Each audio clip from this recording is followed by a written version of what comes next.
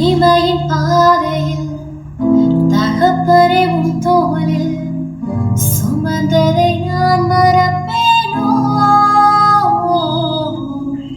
சுமந்ததை நான் மறப்பேனோ. Praise Lord everyone. தனிமையின் பாதையில் அவர் மட்டும் இருந்தார்.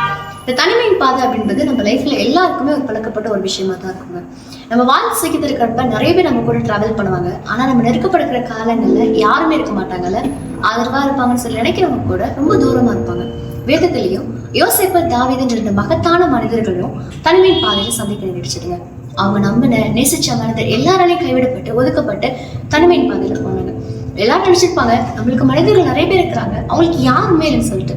ஆனா அவங்க தனிமையின் பாதையில தேவன் அவங்க கூட இருக்காருன்னு சொல்லி அவங்க யாருக்குமே தெரியல.